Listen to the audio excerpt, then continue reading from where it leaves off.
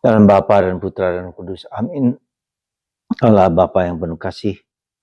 Hari ini kami merayakan seorang kudus pengarang Injil, Santo Markus. Bantu kami ya Bapa untuk mencintai sabda putramu. Terutama mengenal Yesus sebagai juru selamat penebus, pembebas.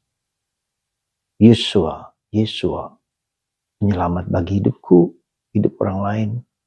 Dan itu pantas dan layak kubagikan kepada orang lain supaya orang lain juga mengalami keselamatan, kebahagiaan dalam hidup mereka. Terpujilah namamu kini dan sepanjang segala masa. Amin.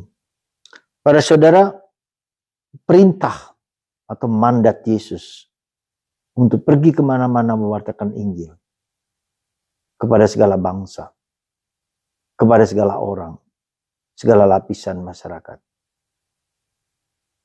Bantu kami ya Bapa untuk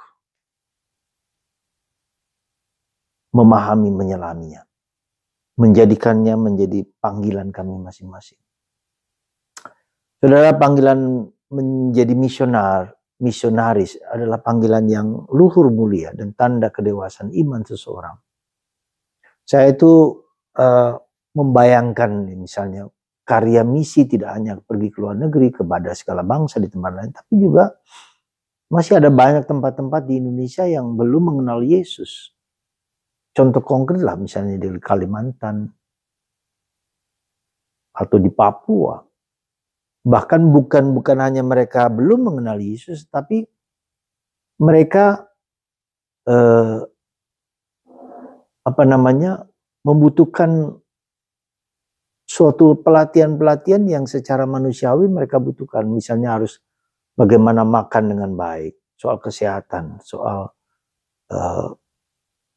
sekolah, pendidikan, pengetahuan. Dan banyak orang-orang di pelosok-pelosok Papua yang memang belum mengenal dalam tanda petik budaya yang sehat di dalam masyarakat. Mereka masih sangat-sangat agraris, bahkan boleh dikatakan sangat mundur sekali. Jadi saya bayangkan, dan memang daerahnya sangat-sangat sulit. Sangat-sangat sulit sekali untuk dicapai di sana. Saya membayangkan kalau ada karya misi gereja Katolik yang sungguh menyebar masuk ke sana. Ada guru-guru yang berani berkorban, ngajari mereka bahasa. Tapi juga bukan hanya ngajari mereka bahasa, ngajari mereka bercocok tangan, ngajari kesehatan, ngajari makan buah-buahan, sayur-sayuran, dan semua. Ya, seperti manusia, seperti seorang anak yang dilatih untuk mengerti dan mengenal. Dan itu butuhkan waktu dan tempat dan pengorbanan yang besar. Saya membayangkan ada gereja Katolik ya, katakanlah memang sudah ada keuskupan, tetapi ada karya yang betul-betul sungguh-sungguh diambil menjadi karya misi gereja seperti KWI yang khusus melayani untuk karya yang terpencil, yang sulit ya.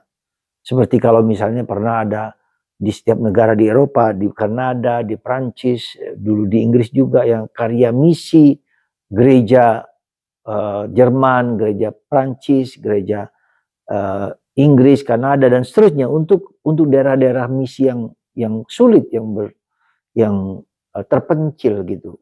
Nah, maka mudah-mudahan kita berdoa supaya para uskup kita dapat membuat semacam karya misi gereja untuk daerah-daerah terpencil yang belum terjamah oleh kekuatan manusiawi, oleh kekuatan-kekuatan yang bisa kita lakukan. Ya, semoga itu yang saya dambakan. Pergilah ke seluruh dunia. Dunia itu bukan hanya di luar, adjentes luar negeri, tapi di adjentes dalam negeri.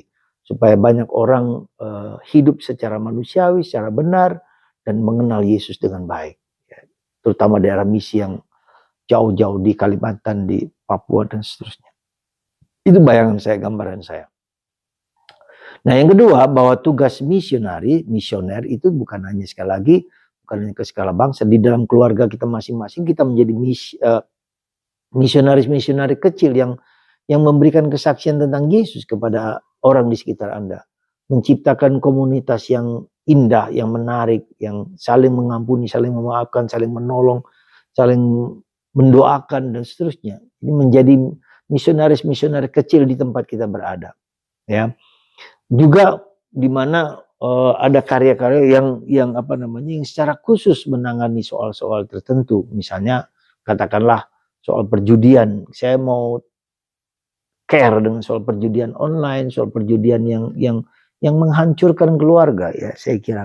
Dan ini penting diingatkan kita para pastor memang sulit, ya dalam tanda petik, dengan pekerjaan kita yang cukup berat. Kita bisa menangani berbagai macam hal di mana kita tidak mampu, maka dibutuhkan suatu strategi yang perlu dipikirkan supaya kita juga lebih menjamah orang-orang yang tidak ke gereja, katakanlah begitu, ya. Tidak cukup hanya ibu-ibu, tapi bapak-bapak yang kurang disentuh, ya. Kemarin saya lihat di YouTube tentang bagaimana spiritualitas manhood, spiritualitas kelelakian, ya. Banyak lelaki yang tidak tersentuh, terjamah, ya, karena itulah mereka lari kepada bentuk-bentuk yang kita mengerti seperti tadi narkoba, ganja dan seterusnya. Tidak tahu bahwa mereka adalah lelaki yang kuat. Maka saya mohonkan supaya Santo Yosef sebagai contoh orang lelaki, spiritualitas lelaki yang hebat, yang luar biasa, ya. Dan itu yang hanya mungkin ada orang ketika orang berani untuk apa? Untuk berkarya misi kemana-mana. Itu adalah seorang lelaki yang gentleman, yang kuat, yang tangguh. Dan itulah dibutuhkan di zaman ini, spiritualitas lelaki. Semoga Anda dan saya terdorong dan mendoakan supaya karya misi di tempat-tempat terpencil, terutama di Papua, dapat terwujud dengan baik. Sehingga kita bisa mendapatkan manusia-manusia Katolik yang baik. Ya, semoga para uskup berpikir lebih luas dan lebih tinggi sekali lagi tentang hal-hal yang tersebut. Semoga Tuhan memberkati kita semua, mendorong kita untuk berkarya misi, mewartakan kabar Kristus dimanapun kita berada, terutama di rumah kita, terutama di sekitar kita, terutama untuk orang-orang lelaki, terutama untuk orang-orang yang jauh, yang tak tersentuh. Tuhan memberkati Anda semua dan kita semua, sehingga mereka mendapat perhatian yang cukup. Tuhan memberkati kita, Bapa, Putra, dan Roh Kudus. Amin.